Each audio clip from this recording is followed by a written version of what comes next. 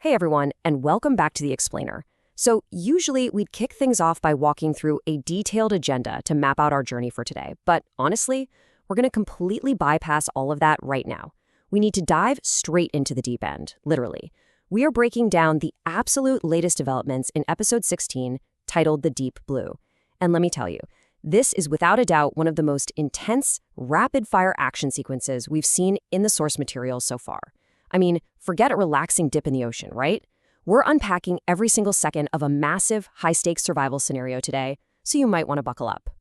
Okay, let's set the immediate, absolutely terrifying stakes here. Ethan is trapped, and the freezing ocean water isn't just trickling in from a small leak, it is already rising rapidly to his chest. The thermal pod he's stuck inside is essentially acting like an iron coffin, sinking incredibly fast to the pitch-black bottom of the Atlantic Ocean. And to make this visceral terror even more absolute, the source notes that the pod's power grid is totally, completely dead.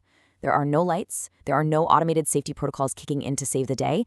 It is literally just Ethan, the freezing Atlantic, and total darkness. Section 1. Crisis in the Atlantic.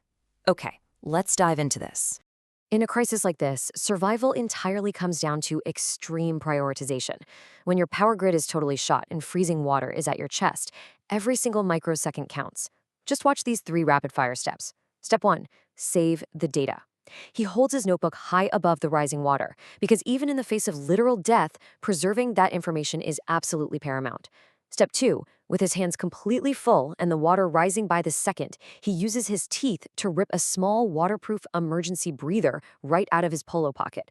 And step 3, he feels along the flooded floor of the pod, searching blindly until his fingers finally find a cold steel mechanical lever.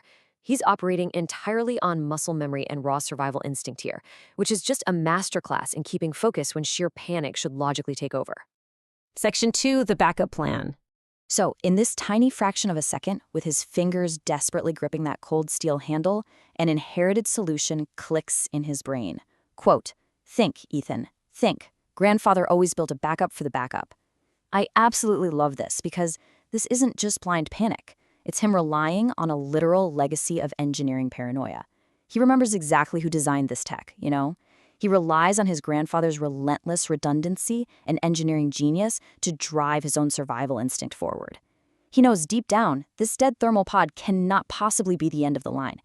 The very second he pulls that lever hard, the dead pod doesn't just open up to let the freezing water in. No, it transforms. The outer shell of the thermal pod violently ejects, and what's left? Ethan is suddenly sitting inside an ultra-compact mini-submarine. The lights flicker back on. It's this massive, triumphant moment of relief. The backup to the backup actually worked. He has power, he has air, and the radar system fully activates. After all that suffocating darkness, he's safe, right? Section 3, the Navy torpedo twist. Let's look at the complication. 3. The radar screen isn't just happily scanning empty ocean. The literal second it boots up, it begins tracking 3 massive torpedoes. And they aren't just swimming around in the general vicinity, they are heading straight toward his newly revealed mini-submarine. The absolute whiplash of this escalation is just staggering. I mean, he survives the flooded pod, catching barely a single breath of air, only to immediately face 3 incoming explosive projectiles. He goes from safely secured to actively targeted in under 3 seconds flat.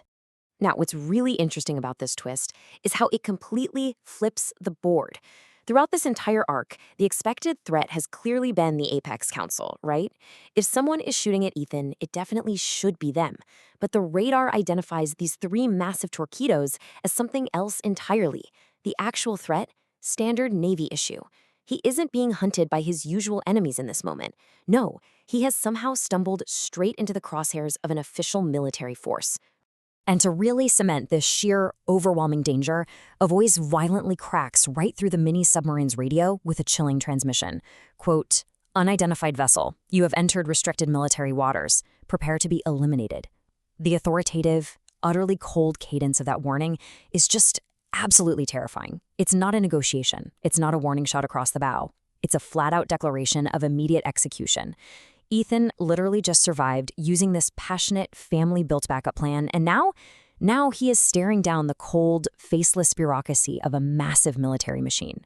So trapped at the very bottom of the Atlantic, deep in restricted military waters, sitting in an ultra-compact mini-sub with 3 standard Navy torpedoes rapidly closing in, how will Ethan possibly survive this?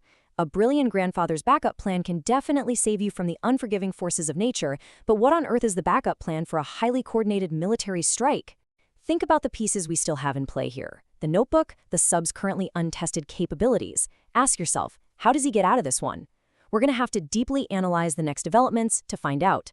Thank you so much for joining this explainer. Keep analyzing, and I will see you next time.